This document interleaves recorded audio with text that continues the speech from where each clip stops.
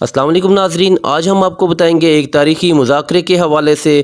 جو پیر مہر علی شاہ اور نبوت کا جھوٹا دعویٰ کرنے والے مرزا غلام قادیانی کے درمیان ہوا۔ امید ہے یہ ویڈیو آپ کو پسند آئے گی۔ چینل پر نئے آنے والے دوستوں کو خوش آمدید کہتے ہیں۔ چینل سبسکرائب کریں، بیل آئیکن کو پریس کریں تاکہ نئی آنے والی ویڈیو آپ کو مل سکیں۔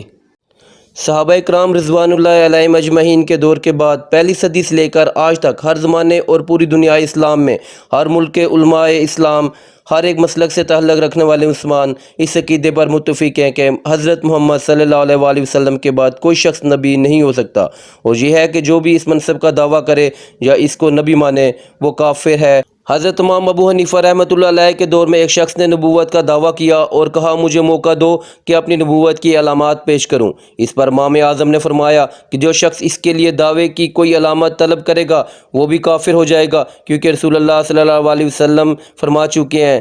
کہ میرے بعد کوئی نبی نہیں آئے گا۔ بعض لوگوں کے اذہان میں یہ سوال ابھرتا ہے کہ حضرت عیسیٰ علیہ السلام قریب القیامت نازل ہوں گے تو پھر حضور صلی اللہ علیہ وآلہ وسلم آخری نبی کیسے ہوئے؟ علامہ زمخشری صاحب تفسیر کشاف میں اس کا جواب دیتے ہوئے فرماتے ہیں کہ آپ علیہ السلام کا آخری نبی ہونا اس معنی میں ہے کہ حضور کے بعد کوئی نبی نہیں مانا جائے گا، اور عیسیٰ علیہ السلام ان لوگوں میں سے ہیں جو آپ سے پہلے نبی بنا کے بھیجے جا چکے ہیں، اور جب وہ نازل ہوں گے تو شریعت محمدیہ کے پیروکار ہوں گے اور آپ کے قبیلے کی طرف نماز پڑھنے والے کی حیثیت سے نازل ہوں گے، گویا حضرت عیسیٰ علیہ السلام آپ ہی کی امت کے ایک فرد ہوں گے۔ تحجب اس بات کا ہے کہ مرزا غلام احمد قادیانی کو دنیا بھر کے مسلمانوں میں 7 سالہ کوششوں اور کاوشوں کے بعد چند لاکھوں کی ذات صرف مفاد پرست نفری نے ہی نبی مانا، اور باقی 1.25 ارب مسلمانوں نے اس کو دجال اور کذاب قرار دیا۔ اس پر کوئی فخر کرے کہ انہوں نے اتنے عقیدت مند پیدا کر لیے اور اسلام کو اتنی خدمت کی، تو ہم گزارش کریں گے کہ تو مرزا صاحب کو اس لیے نبی مانتے ہو کہ انہوں نے چند کافروں کو کلمہ پڑھایا؟ ہم اولیاء اکرام کے زمرے میں آپ کو ایسی مبلغ دکھائیں گے جنہوں نے ہزاروں لاکھوں کفار کو کفر کی ظلمتوں سے نکال کر ہدایت کی راہ پر گامزن کیا۔ خواجہ خواجگان حضرت خواجہ معین الدین چشتی اجمیر رحمۃ اللہ علیہ نے لاکھوں مشرکوں کو مسلمان کیا۔ حضرت داتا گنج بخش علی حجویری رحمۃ اللہ علیہ کا دریائے فیض آج تک معرفت کی پیاس بجھا رہا ہے۔ حضرات مشائخ چشتی اہل بیشت اور دیگر اولیاء اکرام نے اسلام کی جو خدمات سر انجام دی، ان کے مقابلے میں ساری زرت مرزائیہ کی تبلیغی کوششوں کی نسبت سمندر اور قطرے کی بھی نہیں۔ ان کارہائے نمایاں کے باوجود ان حضرات نے نہ نبوت کا دعویٰ کیا، نہ محدودیت کا، نہ مسیحیت کا، بلکہ انہوں نے ساری زندگی اپنے آپ کو غلامان مصطفی کہا اور اس غلامی کو اپنے لیے باعث افتخار اور معجب سعادت سمجھا۔ تحجب ہے اس شخص پر جو اتنے بڑے بلند و باغ دعوے کرے اور حالت یہ ہو کہ جب فخر السادات پیر مہر علی شاہ گولوی رحمۃ اللہ علیہ نے اس سے کلمہ طیبہ کے معنی پوچھے تو اس کے ہوش اڑ گئے، اور پھر جب اس نے اعجاز المسیح نامی کتاب بطور معجزہ پیش کی، حضرت پیر مہر علی شاہ نے اپنی مشہور زمانہ کتاب سیف چشتیہ میں اسی کی کتابوں کی 100 کے لگ بھگ غلطیاں نکالی، اور خاص طور پر فی سبین یوم من شہر الصیام پر تو طلباء نے بھی آوازیں کسی کہ قادیانیوں کا رمضان شریف 80 دنوں کا ہوتا ہے۔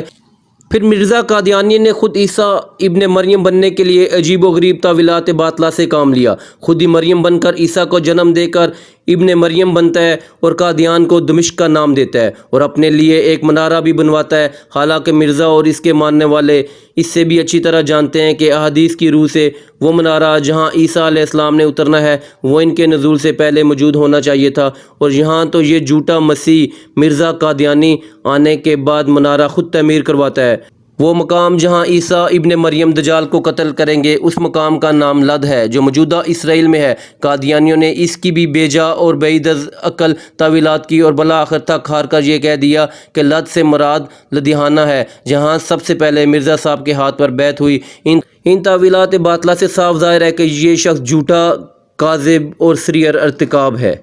جس سر پیر مہر علی شاہ گولوی رحمۃ اللہ علیہ اور مرزا غلام قادیانی کے درمیان مذاکرہ ہوا اس وقت آپ کی عمر 42 برس کے قریب تھی۔ ایک وہ وقت تھا جب منبر پر سیدنا علی مرتضیٰ پوچھ رہے تھے میری اس دنیا سے اٹھ جانے سے پہلے پوچھ لو جو پوچھنا چاہتے ہو، یا پھر پیر صاحب علماء مشائخ کے ہزاروں کے مجمع سے بول رہے تھے کہ اب علی کا بیٹا اور غوث الاعظم کا نور اس جھوٹے کذاب مرزا کو جواب دینے کے لیے میدان میں حاضر ہے، اب اگر کسی میں ہمت و جرأت ہے تو سامنے آئے۔ मुबाहिसे का इनकाद शाही मस्जिद लाहौर में होना करार पाया, लिहाजा 25 और 26 अगस्त को दोनों अतराफ से नुमाइंदे आम मस्जिद में आकर मुंतशिर होते रहे, लेकिन मिर्ज़ा को न आना था और न आया, बल्कि कत्ल हो जाने और बेइज्जती का ख़तरा ज़ाहिर करके कादियान में ही दबक के रह गया। इसी दौरान कादियान जमात के एक वफद ने एक अंधे और अपाज के हक़ में मुबाहिला करने की गुजारिश की कि इस तरह मुस्तजाबल दुआ का पता चल जाएगा और इसके नतीजे में हक़ व बातिल वाज़ेह हो जाएगा। जवाब में हज़रत क़िबला आलम ने फरमाया कि मिर्ज़ा साहब को ये कह दें कि अगर मुर्दे भी ज़िंदा कराने हैं तो आ जाएं। इस मौके पर सनाउल्लाह अमृतसरी ने कहा कि मेरी तरफ से अर्ज़ कीजिएगा कि मौलवी अब्दुल करीम नाबीना को ज़रूर हमरा लाएँ, वो बवजह कल खिदमत इस मौजज़े के हक़दार भी हैं। इसी मौके पर मिर्ज़ा साहब की तरफ से जब तहरीरी मनाज़े के तौर पर खुद नवीसी यानी तेज़ लिखने के खदशे का इजहार किया गया तो हज़रत क़िबला ने फरमाया कि उलमा इस्लाम का असल मकसद तहकीक व हक़ और कलमे की सरबुलंदी है, ना कि नमूद व नुमाइश। वगरना जनाब नबी सल्लल्लाहु अलैहि वसल्लम की उम्मत में इस वक्त भी ऐसे खादम मौजूद हैं कि अगर कलम पर तवज्जो दें तो वो खुद ब खुद कागज़ पर तफसीर लिखना शुरू कर दे। इस वक्त इनका इशारा अपनी तरफ था। मिर्ज़ा साहब की आमद से कतन मायूसी हो गई तो 27 अगस्त की शाम शाही मस्जिद में मुसलमानों का अजीम अलशान जलसा मुनक्किद हुआ, जिसमें उलमाए कराम ने इस दावत मनाज़रे की मुकम्मल दास्तान बयान करके कादियानियत की वाज़ेह तस्वीर लोगों के सामने रखी और तमाम मसलक के सरकर्दा उलमा ने ख़त्म नबूवत की ये तफसीर बयान की कि हज़रत मोहम्मद सल्लल्लाहु अलैहि वसल्लम अल्लाह के आखिरी नबी हैं और आपके बाद कोई नबी न पैदा होगा और जो शख्स भी इस अकीदे का मुनकिर है वो दायरा इस्लाम से खारिज है। इस तरह अल्लाह ताला ने मुसलमानान बरसगीर का ईमान पीर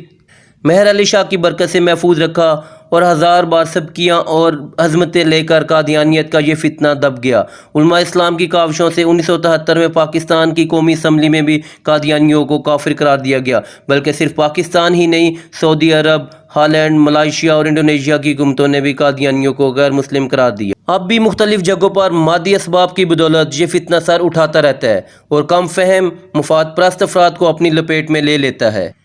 मुसलमानान आलम को अपनी इस्लाह से वाबस्ता रहते हुए इनके अफकार व कायद को अपना कर कादियानी फितने को सरकोबी के लिए मुतफ़िका तौर पर मुनज़्ज़म तरीके से अपना किरदार अदा करते रहना चाहिए। उम्मीद है हमारी ये वीडियो आपको पसंद आई होगी। जिन्होंने अभी तक हमारे चैनल को सब्सक्राइब नहीं किया वो चैनल को सब्सक्राइब करें, बेल आइकन को प्रेस करें ताकि नई आने वाली वीडियो आपको आसानी से मिल सके।